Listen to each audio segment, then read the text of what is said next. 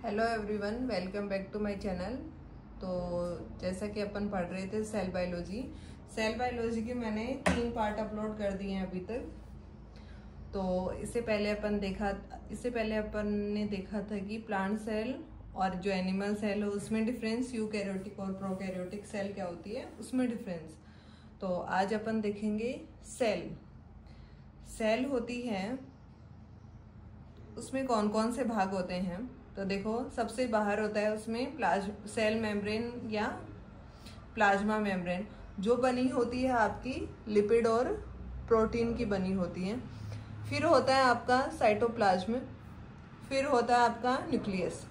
तो देखो, साइटोप्लाज्म होता है वो हाइलोप्लाज्म और ट्रोपोप्लाज्म में डिवाइड होता है। फिर जो ट्रोपोप्लाज्म होता है वो होता है लिविंग सेल ऑर्गेनल्स, मतलब जीवित भाग में होता है और मृत भाग में होता है, दोनों में होता है। तो जीवित भाग में देखो डबल मेम्ब्रेन होता है, जैसे माइटोकॉन्ड्रिया, क्लोरोप्लास्ट। फिर सिंगल सेल मेम्ब्रेन में हो गया endoplasmic reticulum, Golgi body, lysosome और माइक्रोबॉडीज। तो और फिर हो गया नॉन मेम्ब्रेन, उसमें हो गया राइबोसोम। तो ये आपके आरपीएससी में आया हुआ क्वेश्चन है। तो ये देखो, फिर आगे है आपका माइक्रोबॉडीज, उसमें है प्रोक्सीसोम, स्पेरोसोम और ग्लोक्सीसोम। तो ये आपका हो गया मृत भाग, जीवित भाग वाला। फिर देखो आपका न्यूक्लियस में क्या है, केंद्रक झिल्ली है और केंद्रक द्रव्य है। तो देखो, केंद्रक द्रव्य में है क्रोमेटिन और जिसे बनते क्रोमोसोम। फिर है न्यूक्लियोलस, जो क्या होता है, झिल्ली रहित होता है। तो ये आपका हो गया सेल। इस प्रकार का होता है एक सेल स्ट्रक्चर। तो फिर अपन इनको अलग अलग पार्ट्स में देखेंगे कि क्या क्या होते हैं ये सब। तो अपन देख रहे थे सेल। तो सेल में क्या होता है, सबसे बाहर वाला होता है वो होता है सेल वॉल एक होता है, उसका प्रोटेक्टिव लेयर होता है और सबसे बाहर की लेयर होती है। तो सेल वॉल की खोज की थी रॉबर्ट हुक ने। सेल वॉल एक डेड पार्ट है, मतलब मरा हुआ मृत भाग है। सेल वॉल परमेबल होता है, मतलब उसमें से ही जा आ सकते हैं कोई भी पार्टिकल्स। लेकिन सुबेरिन कॉर्क युक्त सेल वॉल नॉन परमेबल होता है, मतलब जो सुबेरिन की बनी होती है सेल वॉल वो नॉन परमेबल होती है। सेल वॉल का फॉर्मेशन करने वाले कार्बोहाइड्रेट पदार्थों का निर्माण डिक्टियोसोम करता है। तो देखो, जो कार्बोहाइड्रेट पदार्थ होता है उनका निर्माण करेगा आपका डिक्टियोसोम। तो ये हो गया सेलुलोज, हेमीसेलुलोज और पेक्टिन, इन सब का ये बना होता है। फैट पदार्थों का जमाव स्पेरोसोम करता है, जैसे क्यूटिन और सुबेरिन। सेल वॉल का फॉर्मेशन 2 मेथड के द्वारा होगा, एक तो होगा कर्णधान और एक होगा स्त्राधान। तो देखो, पहला क्या होता है कर्णधान। इसमें क्या होगा, इसमें पदार्थों का जमाव छोटे छोटे कणों के रूप में होता है, जिसमें एक समान मोटाई की चिकनी सेल वॉल बनती है। इसमें होगा ये कि इनमें जो पदार्थ होगा उनका जो जमाव होगा वो छोटे छोटे कणों के रूप में होगा, जो एक समान मोटाई की चिकनी सेल वॉल बनती है। इसे प्राइमरी सेल वॉल कहते हैं। दूसरा होता है स्त्राधान। इसमें क्या होगा, इसमें पदार्थों का जमाव परत के रूप में होगा। तो देखो, दोनों अलग अलग हो गई, उसमें कण के रूप में हो रहा था और उसमें होगा परत के रूप में होगा। तो देखो, सेकेंडरी सेल वॉल कर्णधान और स्त्राधान दोनों विधियों से बनती है। जैसे आपका वो है, एक नोट है इम्पोर्टेंट, पहले से बनी हुई सेल वॉल की मोटाई में वृद्धि के लिए कर्णधान विधि काम में आती है। मतलब जो कणों के रूप में जो डिपोजिशन होता है वो काम में आती है। सेल वॉल का मुख्य घटक सेलुलोज होता है। जो सेल वॉल में मुख्य घटक होता है वो सेलुलोज होता है, जो ग्लूकोज की बीटा डी इकाइयों का पॉलीमर होता है। सेलुलोज नेचर में सर्वाधिक पाया जाने वाला ऑर्गेनिक सब्सटेंस है। तो देखो, सेल वॉल होता है वो सेलुलोज का बना होता है। सेलुलोज में ग्लूकोज में मिसेल और माइक्रोफाइबर्स और माइक्रोफाइब्रिल्स। तो ये आपका हो गया सेल वॉल।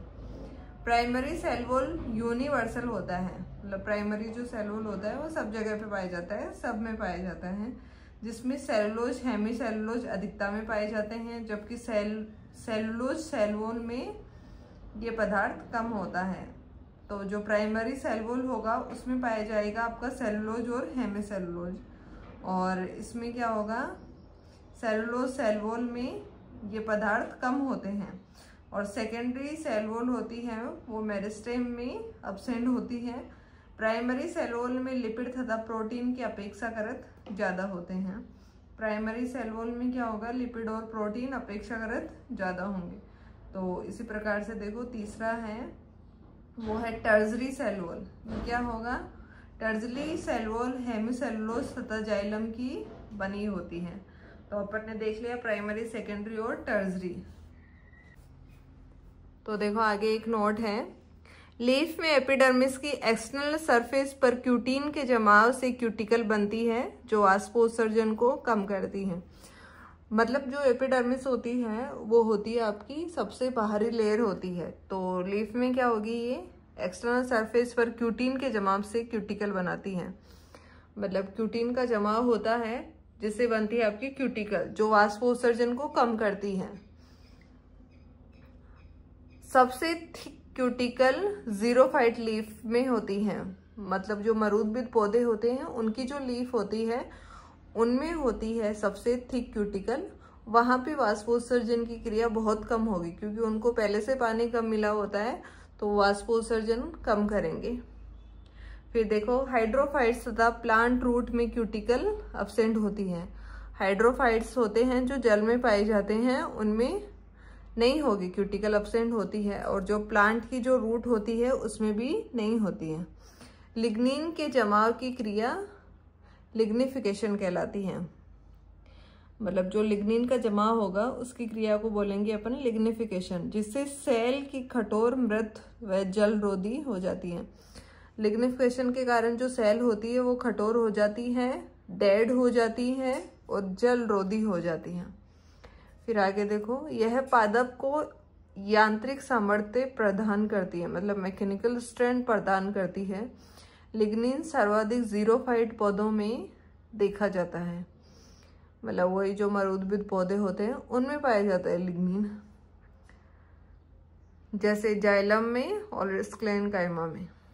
नीचे देखो, इसमें ऐसा स्थान जहां लिग्निन का जमाव नहीं होता वो कहलाते हैं पिट्स, मतलब गर्त। एक तो होता है उभरा हुआ भाग और एक होता है उससे डाउन, उसको बोलते हैं अपन पिट्स। तो देखो पिट्स दो होते हैं, सिंपल और बॉर्डर्ड। तो सिंपल में देखो पेरेन्काइमा हो गया, सीवियर सेल हो गया और कंपेनियन सेल हो गया, और बॉर्डर्ड में हो गया जिम्नोस्पर्म ट्रेकिड्स में सर्वाधिक होता है।